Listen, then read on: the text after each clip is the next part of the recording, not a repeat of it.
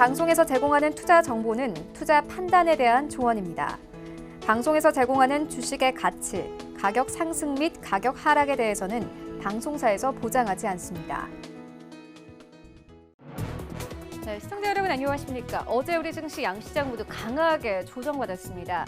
코스피 시장은 장 초반 2050선을 넘기면서 상승세를 보였지만 한국은행이 올해 경제 성장률을 마이너스 0.2%로 전망하는 등 경기 위축을 예고하면서 코스피도 하락세로 돌아섰습니다. 코스닥 시장은 2%가 넘게 빠지면서 거래 마쳤습니다. 미국과 중국 간의 갈등도 시장의 부담이었는데요. 중국 영내 시장에서 달러 대비 위안화 환율이 7위안 수준에서 높게 형성되면서 원달러 환율은 1240원대 육박했습니다. 오늘 시장에는 어떤 이슈들 나와 있는지 간추린 경제 뉴스를 통해 함께 만나보시죠. 네, 먼저 첫 번째 뉴스입니다. 약 2시간 전쯤 트럼프 대통령은 소셜미디어에 대한 규제 내용을 담은 행정명령에 서명했습니다. 또 트럼프 대통령은 행정명령에 더해 입법도 추진하겠다고 말했습니다. 앞서 트럼프 대통령은 자신의 트윗에 트위터가 팩트체크가 필요하다는 경고 딱지를 붙이자 언론 자유를 억압하는 것이라며 강하게 반발한 바 있습니다. 네, 트럼프 대통령이 중국 문제와 관련해 현지 시간 29일 기자회견을 하기로 했습니다. 트럼프 대통령은 이번 기자회견을 통해 중국의 홍콩 국가보안법 강행에 대한 미국의 대응 방안을 밝힐 것으로 보여 구체적 내용이 주목됩니다. 네, 국제유가는 전날 급락한 지 하루 만에 반등했습니다. 휘발유 재고가 줄었다는 소식이 유가를 뒷받침했습니다. 상업거래소에서 7월 WTI는 배럴당 2.7% 상승한 33.71달러에 거래를 마쳤습니다. 네, 뉴욕 증시 3대 지수가 장중 내내 오름세를 유지하다가 장 막판에 돌연 하락세로 전환됐습니다. 트럼프 대통령이 시장 막판에 중국 관련 기자회견을 예고하자 3대 지수가 갑자기 하락세로 전환되면서 마감했습니다. 자세한 마감 상황 화면으로 함께 만나보시죠. 네, 먼저 다우존스 지수는 0.58% 하락하면서 25,400선에서 거래 마감했습니다. S&P 500 시장도 만나보시죠. 네, 0.2% 약보합권에서 거래 마쳤습니다. 하지만 3,000선 그대로 유지하면서 거래 마쳤고 나스닥 시장도 만나보시죠. 네, 나스닥 시장 0.36% 하락하면서 9,368선에서 거래 마감했습니다. 어제 우리 시장 마감 상황도 만나보시죠. 네, 1위부터 5위까지 일단 삼성전자 어제 다시 한번 5만 원대 상회하면서 거래 마쳤습니다. 1% 이상 상승세로 거래 마쳤고 5만 400원대에서 거래 마쳤습니다. SK하이닉스도 어제 강했습니다. 3% 이상의 하락 상승세 나왔고 8만 원대, 8만 3천 원대까지 올라가면서 어제 시장 마감했습니다. 일단 삼성전자, SK하이닉스 어제 시장 자체가 전체적으로 조정을 받았음에도 불구하고 반도체 종목도 괜찮았고요. 삼성바이오로직스 2% 넘게 빠졌습니다. 61만 원대에서 거래 마쳤고 언택트주 어제도 역시나 강세였는데 5% 이상 상승하면서 24만 원대까지 다시 진입됐습니다. 6위부터 10위까지도 만나보시죠. 네, 6위부터 10위까지는 전체적으로 하락이었던 가운데 카카오 어제 다시 한번 선전했습니다. 2.5% 이상 상승하면서 25만 원대까지 그리고 26만 7천 원대까지 진입되는 모습 보였는데요. 어제 시장에서도 언택트 관련 종목들이 크게 강세를 보였습니다. 코스닥 시장을 함께 가보시죠.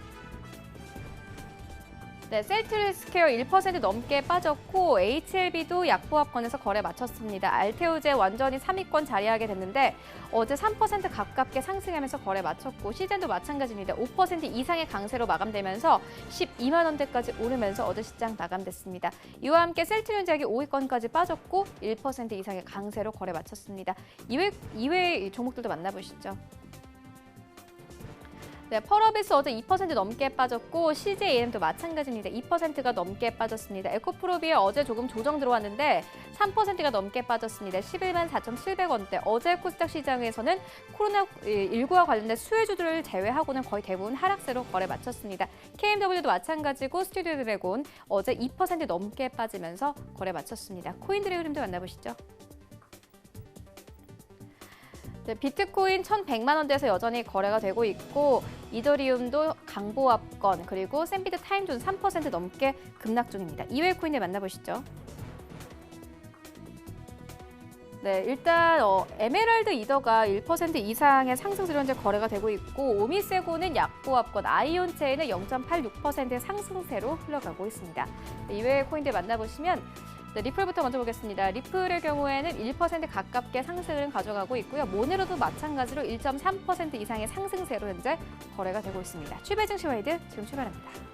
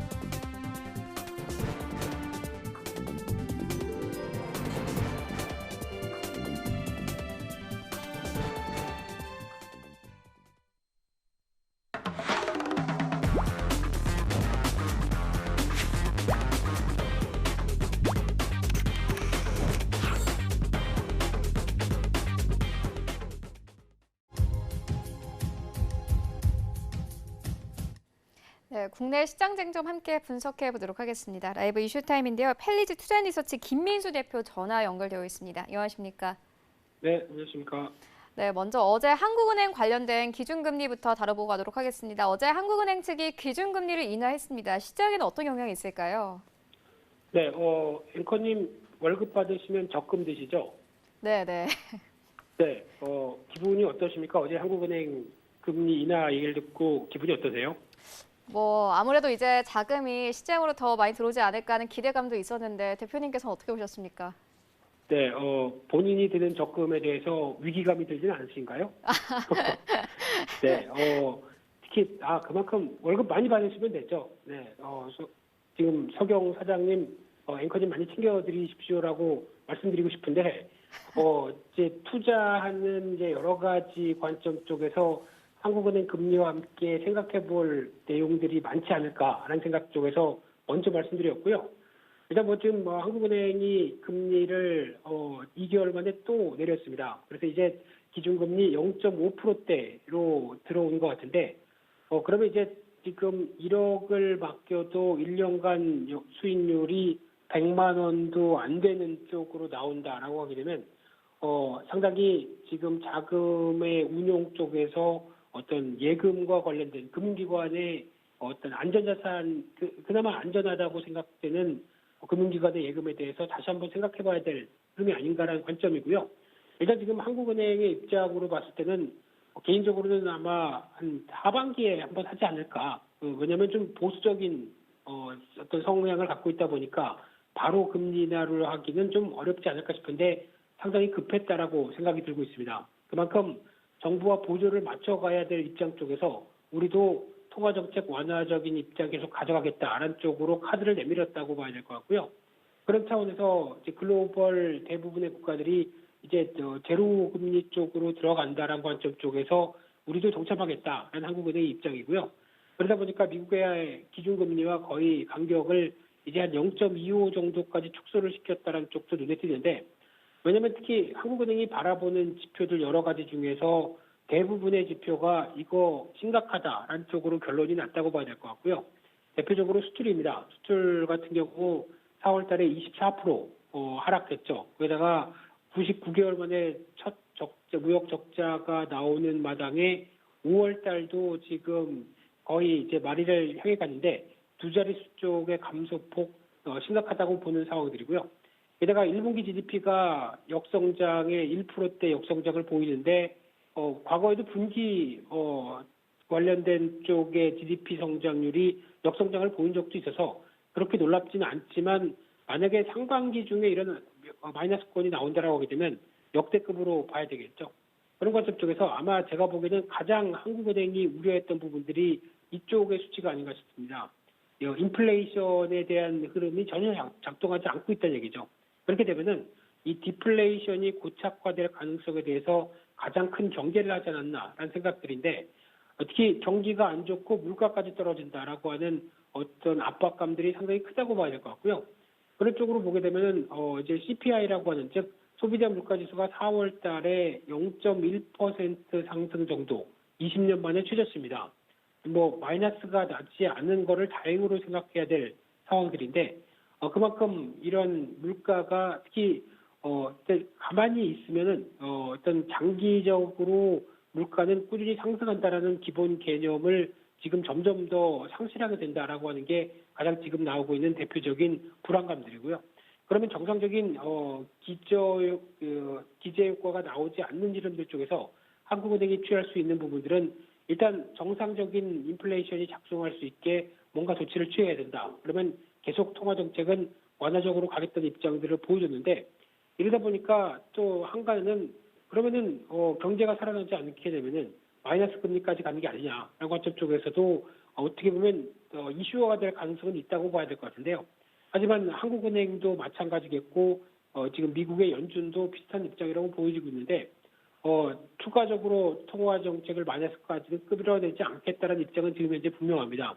하지만 하반기에 여전히 코로나19가 계속 어떻게 보면은 범람하고 어떻게 보면 계속 창궐하고 있고 게다가 지표가 살아나지 않는다라고 하게 되면 이슈가 될 수는 있겠죠. 그런 관점 쪽에서 봤을 때 통화 정책 쪽에서 지금 나올 수 있는 시각은 어떻게 보면 지금 어제 한국은행에서 보여준 쪽으로 보게 되면 한계 금리까지 도달했다는 쪽으로 보게 되면 쓸 카드는 다 썼다라고 볼 수 있는 상황들인데 여기서 이제 중요한 부분들이 마이너스 금리까지 시행했었을 때 기존의 국가들의 흐름들이 어땠느냐라고 보게 되면 별로 큰 효과를 못 봤죠. 그러다 보니까 이에 따라서 마이너스 금리까지는 일단은 아니다라는 쪽으로 선을 그을 수밖에 없고요. 그러다 보니까 이제 지금 어제 나왔던 한국은행의 뉘앙스를 보게 되면 연준과 비슷하다고 봐야 될 것 같습니다. 우리가 쓸 수 있는 카드 다 썼고 정부와 충분히 공조를 맞춰가겠다. 하지만 추가적인 경기를 살리려고 하게 되면 정부의 정책이 중요하다라는 쪽으로 약간 뉘앙스가 좀 강조를 하는 분위기인데 그런 쪽으로 보게 되면 일단 이제 정부의 재정 정책을 계속 강화시켜야 될 수밖에 없는 운명이라고 봐야 되겠죠. 물론 지금 당장 이번 주 초에 나왔던 정부의 어떤 재정에 관련된 여러 가지 얘기를 들어보게 되면 부채가 급증하는 정부 부채가 단기적으로 급증하는 부분에 대해서 물론 신경이 쓰인다. 하지만 지금 여기서 경기 부양을 위해서 이런 재정 정책을 강화시키지 않으면은 모두 다 놓칠 수 있다라는 위기감도 같이 이어지고 있죠. 그래서 일단 쥐어짤 건 쥐어짜되 어떤 충분히 경기 부양을 위한 재정 정책은 하반기에도 이어가겠다는 입장이라고 봐야 될 것 같고요. 그렇게 되면은 일단 지금부터는 지표가 살아나는지의 여부에 따라서 계속 관련된 흐름들을 지켜볼 수밖에 없다라고 봐야 될 것 같은데 그러다 보니까 이제 주식시장으로 넘어오겠습니다. 그러면 금리가 추가로 하락하면서 나올 수 있는 여러 가지 변화를 봤을 때 뭐 수혜주라고 하게 되면 저희가 전통적으로 알고 있는 수혜주, 뭐 유동성이 증가하니까 증권 건설주 수혜다. 그리고 또 환율이 약세로 변하면서 수출주가 좋을 것이다. 그리고 또 저금리 환경 쪽에서는 성장주가 부각받는다. 라는 쪽으로는 알 수 있는 상황들인데 반대로 피해 쪽으로는 은행주가 예대 마진이 압박이 되면서 어떤 피해를 볼 수 있겠다는 생각이지만 일단 지금 은행주 입장 쪽에서는 더 이상 금리 인하는 없을 것이다라는 관점이고요. 오히려 금리 인하를 통해서 자산 건전성이 개인들이나 아니면 기업들도 좋아지지 않겠느냐 어떤 부분들이 좀 깔려 있다고 보여지면서 어제 상승을 했었죠. 게다가 또 환율의 측면으로 보게 되면은 워낙 약세가 나오기 때문에 내수주는 좀 불안 요인으로 잡지 않겠느냐라는 쪽으로 보여지고 있는데 어제는 정반대로 움직였습니다. 오히려 피해주라고 하는 은행주는 반등했고요. 어제 음식료 쪽도 상대적으로 좀 선전했다라는 관점 쪽으로 보게 되면 일단 지금 전통적으로 바라보고 있는 어떤 금리와 관련된 수혜 피해 섹터들이 지금 약간 시장에서는 청개구리식으로 좀 안 맞는다는 쪽도 일단 나오고 있다는 점도 염두를 하셔야 될 것 같고요. 무엇보다 지금 시장의 주가가 오히려 기존 어제 같은 경우 오전에는 2,000선 중반, 2,050선까지 올라오기 시작하면서 주가가 어느 정도 올라온 마당에 추가적으로 금리를 인하를 한다는 얘기는 일단 뭐 다 좋은데 정부가 정책적인 의지가 있구나, 경기를 살리겠구나라는 어떤 여러 가지 흐름은 좋은데 일단 시장의 생각보다는 실물 경기보다는 주가가 좀 많이 올라왔다는 차원에서 약간 좀 경계를 했던 측면들이 높다고 봐야 될 것 같고요. 그러다 보니까 어떤 정부와의 여러 가지 보조 쪽에서 호재로는 인식을 할 수 있는데 지금 일단 이 부분 쪽에서는 시장에서 바라보는 측면들은 주가가 어느 정도 반등으로 인해서 회복은 돼 있는 상황과 함께 추가적으로 더 강하게 올라오기 위해서는 약간 어떻게 보면은 시장의 지표들이 살아나야 된다라고 하는 후속적인 모습들을 기다리고 있다고 봐야 될 것 같고요. 또 하나 눈여겨볼 수 있는 게 그러면 이제 유동성이 증가가 되면서 지금 시장에 대한 기대감을 한껏 불러일으키는 유동성 장세가 맞다라고 보여지고 있는데 여기서 중요한 게 조금 경제학적으로 들어가게 되면 통화 관련된 시장에서 돈이 얼만큼 풀렸느냐라고 관련된 M2라고 하는 지표들은 상당히 좋은데 여기서 또 중요한 게 V라고 하는 좀 어려운 얘기 드려서 죄송합니다만 V라고 하는 화폐 유통 속도입니다. 그러니까 지금 화폐가 얼만큼 빠르게 어떤 이전이 되고 움직이느냐라는 쪽에 화폐 유통 속도의 V를 보게 되면은 오히려 최저치입니다. 즉 잘 돈이 안 돌아가고 있습니다. 그러다 보니까 괴리가 또 상당히 심하죠. 그러다 보니까 MV가 연관돼서 나올 수 있는 게 P라고 하는 인플레이션의 수치인데 인플레이션이 작동을 안 한다는 얘기죠. 그러니까 즉 여기서 이제 가장 중요한 거는 인플레이션이 정상적으로 작동해서 이제 경제가 돌아간다라고 생각하기 위해서는 화폐 유통 속도라는 V가 같이 움직여줘야 됩니다. 그래서 여기서 이 부분이 나오지 않는다고 하게 되면 아마 화폐는 계속 공급을 하고 있는데 정상적으로 유통이 안 된다라고 하는 또 다른 딜레마에 빠질 수가 있기 때문에 이런 부분들도 한 번쯤 체크를 하게 되면 지금은 가장 중요한 관건은 인플레이션이 정상적으로 작동하느냐 여부입니다. 이게 확인이 돼야 지표도 올라올 수 있다라고 하게 되면 아직까지는 시간이 좀 필요하다는 관점 쪽에서 지켜봐야 되게 되면 여러 가지 시사하는 바가 많겠죠. 그래서 단순하게 유동성만 가지고 시장이 환호하겠다라는 부분들보다는 조금 더 지켜볼 측면들이 많다. 이렇게 정리해서 말씀드리겠습니다. 네, 이어서 종목별로 좀 살펴가도록 하겠습니다. 이 시청자분들이 많이 좀 관심을 가지실 것 같은데 이 삼성전자가 어제 주가 5만 원 선 회복했습니다. 보니까 기관도 4거래 연속 매수를 하고 있고 외인도 좀 2거래 연속 매수하면서 수급이 조금은 개선되는 모습을 보이고 있는데 앞으로 삼성전자의 주가 흐름 어떻게 보고 계십니까? 솔직히 2분기는 기대 안 합니다. 지금 나오고 있는 실적의 동향을 보게 되면 2분기에 대한 기대감은 좀 낮춰야 될 것 같고요. 하지만 삼성전자나 이런 IT 기업의 대표주 같은 경우는 일단 한 분기를 앞서가죠. 그러다 보니까 특히 2분기에 대한 기대감이 낮다 보니까 1분기 때 좀 지지부진했는데 그럼 3분기 때 빠르게 회복될 수 있을 것이냐라고 해서 그 답을 주기 시작하게 되면 2분기 말부터는 이제 움직이기 시작하겠죠. 이쪽에 대한 해답을 보여주느냐가 관건인데 첫 번째로 반도체입니다. 지금 최근에 반도체 현물 가격 차트를 보시게 되면 아이고 이거 왜 이래? 라고 생각할 정도로 지금 스팟 가격 즉 실질적으로 거래되는 가격들이 고점에서 꺾이고 있는데 제일 중요한 게 낸드 플래시 같은 경우는 기대감이 높았다가 지금 빠르게 하락하고 있죠. 그런 관점 쪽에서 현물 가격이 밀린다라고 하는 스팟 가격을 보게 되면 기대감이 낮고요. 게다가 이제 중국이 많이 치고 올라왔다라고 하는 메모리 반도체 시장의 위협감들.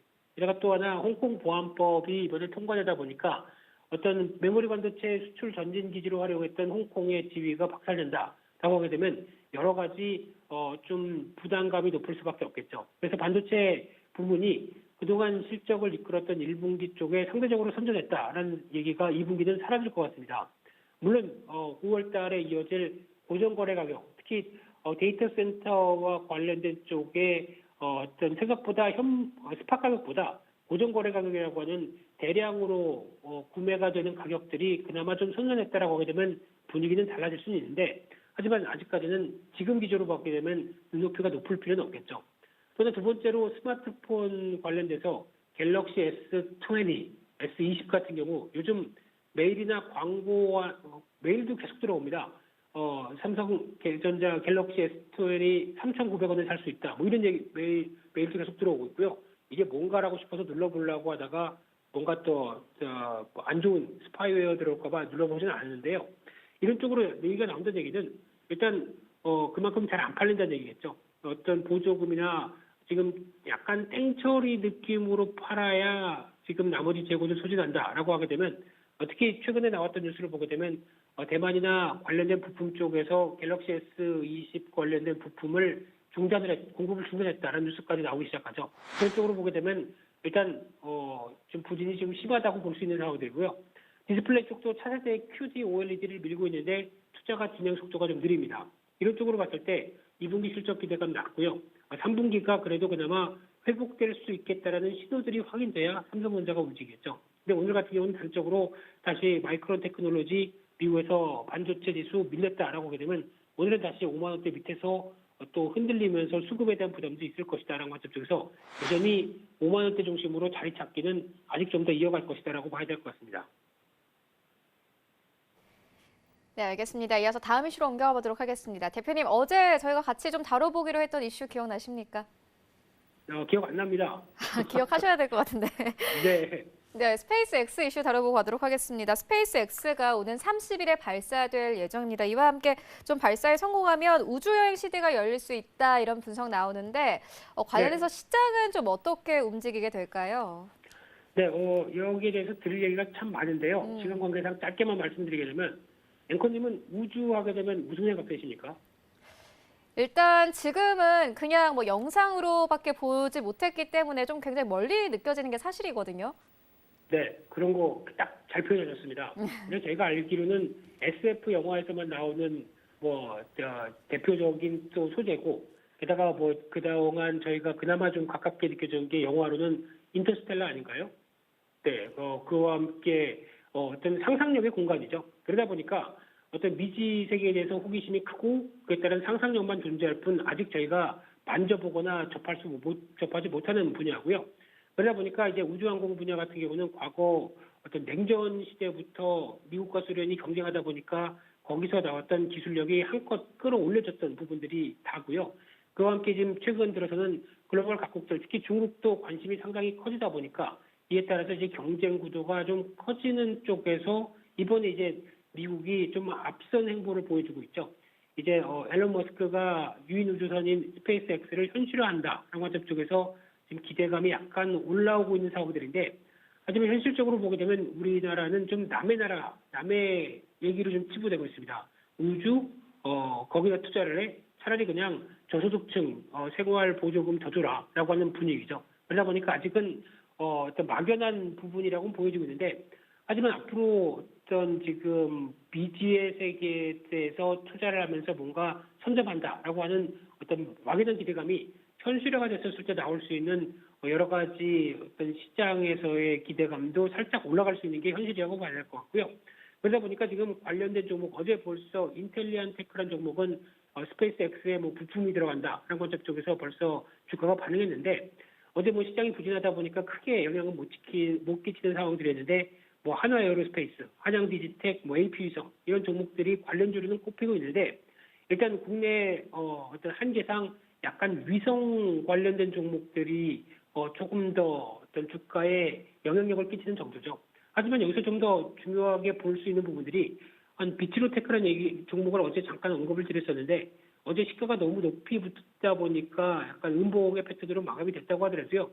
여전히 전력기기 사업 쪽이 일단 주력인데 지금 플라즈마라고 하는 핵융합 관련된 기술 쪽으로 항공우주 쪽에 어떤 매출을 한 20% 담당할 정도로 지금 나오고 있는 회사라고 보게 되면 약간 그나마 그래도 실적이 담보된 대표적인 항공우주 관련된 종목이 아닐까로 개인적으로 생각하고 있는데, 무엇보다 작년에 실적이 상당히 좋죠. 매출 자체가 한 200% 이상 증가했습니다. 게다가 영업이익이 한 80% 이상 증가하면서 실적 관련해서 물론 전력기기 사업 쪽이 좋다고 한다고 하더라도 어떤 기본 사업들이 실적이 좋게 되면은 야, 여기 우리서 돈 벌었어. 그러면 앞으로 신규 성장 동력에 어디다 쏟아부을까라고 하게 되면 이런 어떤 항공우주 관련된 쪽으로도 드라이브가 강하게 걸릴 수가 있겠다는 관점 쪽에서 주목을 하고 있고요. 시총도 그렇게 안 비쌉니다. 1,500억대라고 하게 되면 이를 충분히 어떤 시장의 모멘텀과 함께 재평가의 모멘텀이 나올 가능성도 높지 않을까라는 관점 쪽에서 주목을 하고 있는 대표적인 종목이고요. 하지만 지금 가야 될 길은 상당히 멉니다. 그러다 보니까 약간 허공에 손짓을 하듯이 종목을 움직일 수밖에 없는 게 지금 현실이라고 보게 되면 그나마 실적 맞춰진 종목 쪽에서 뭔가 개연성 있는 종목들을 찾아보자라고 하게 되면 혹시 저 30일 날 유인 스페이스X가 유인 그 항공 우주선이 성공했다라는 뉴스가 들리게 되면은 그에 따라서 미국도 마찬가지겠지만 국내에서도 관련주들이 한번 꿈틀꿈틀할 수 있다라고 저쪽에서 찾아보는 또 하나의 테마주라고 봐야 될 것 같고요. 하지만 뭐 너무 여기서 시작해서 뭐 5배 갈 거야 뭐 이런 식으로 대응하는 게 아니라 일단 시장의 테마주 찾기에 지금 열풍이다 보니까 그에 따른 보조를 맞추지 않을까라는 정도로 일단 봐주셨으면 좋겠습니다. 네, 알겠습니다. 지금까지 펠리즈 투자리서치 김민수 대표와 함께했습니다. 고맙습니다. 네, 감사합니다.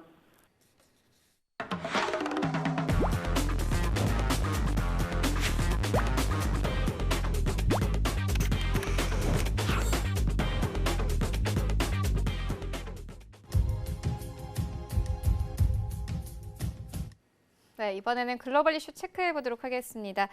월간 산책 시간인데요. KTB 투자증권 이성훈 과장 전화 연결되어 있습니다. 안녕하십니까?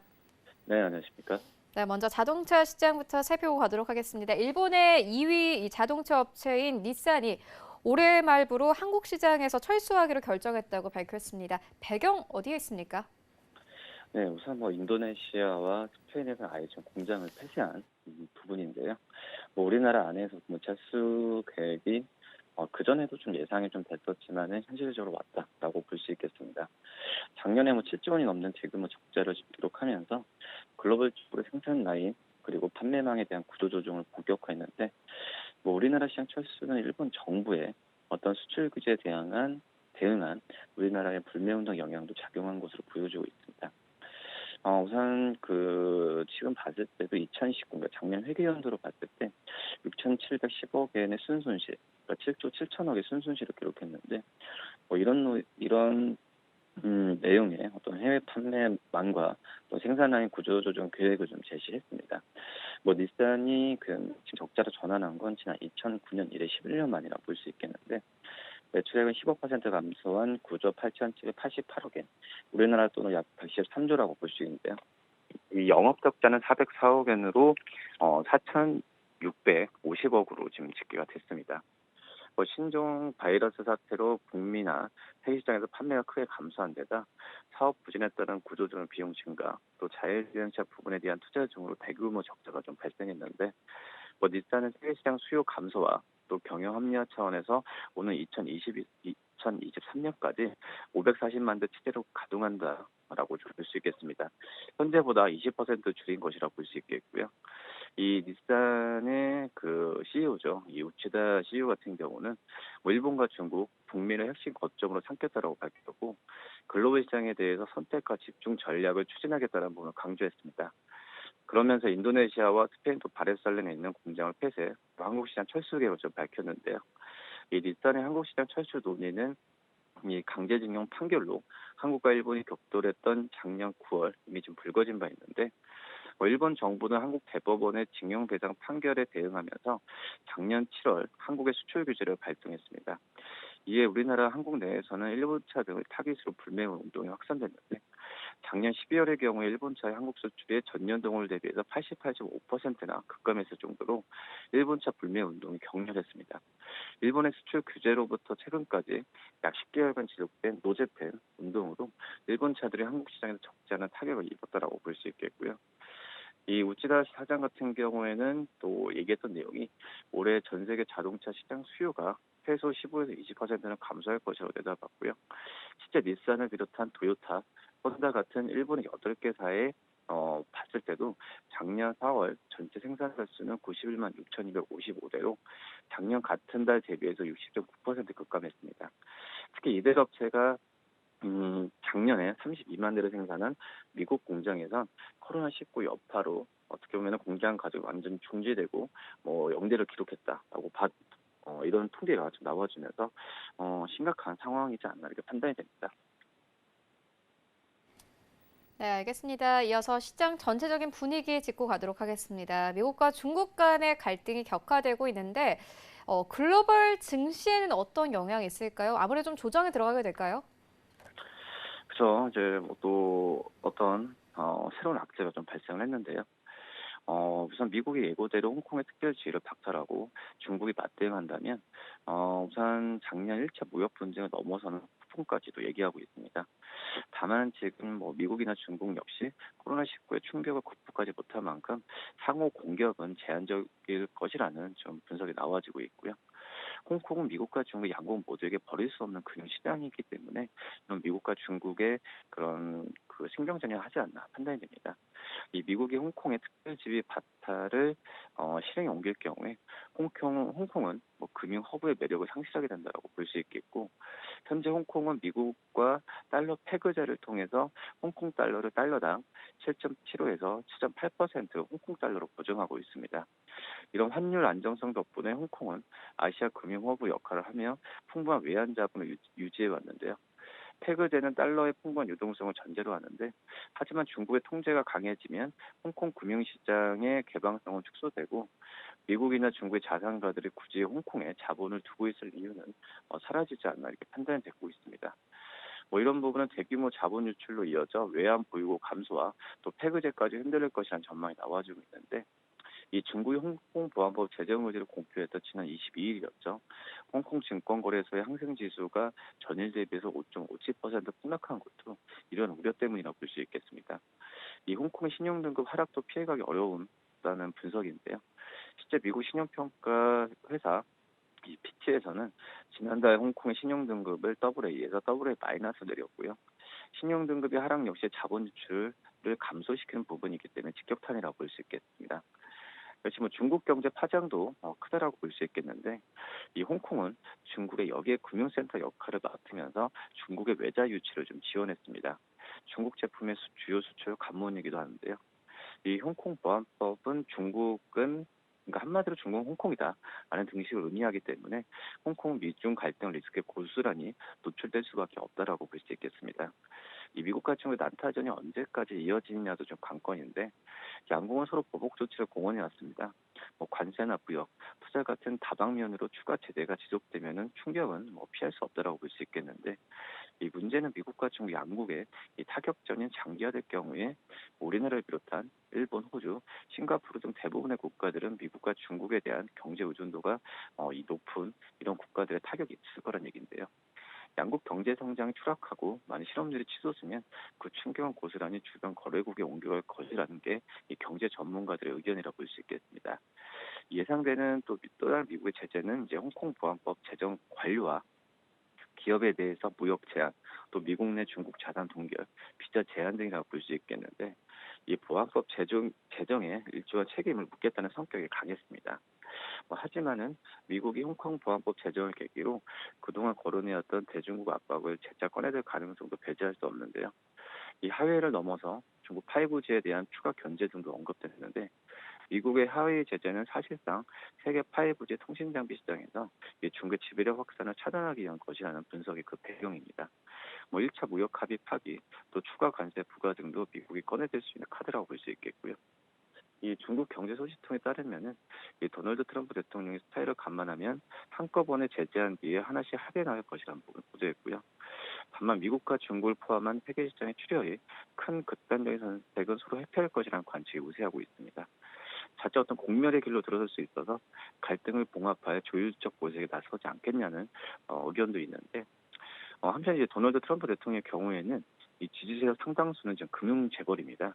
이 트럼프 대통령이 홍콩에 제재를 가하면 이 지지 세력의 손해도 불가피하다는 부분인데, 그러면 다른 수단을 고심할 가능성도 있지 않을까 판단되고요.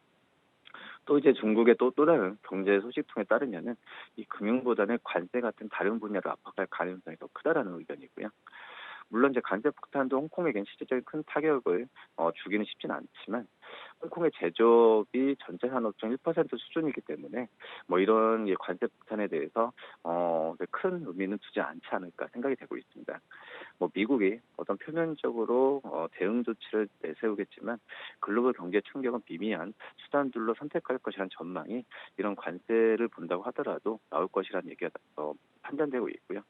특히 이제 미국 내에서 중국에 대한 감정이 안 좋게 부분이 고조되면서 미국 내에서 트럼프 대통령에 대한 지지율 상승 기대도 좀 가능한 상황이기 때문에 어떤 전면전이라는 것보다도 약간의 우회적인 그런 제재를 가할 가능성이 크지 않을까 이렇게 판단됩니다.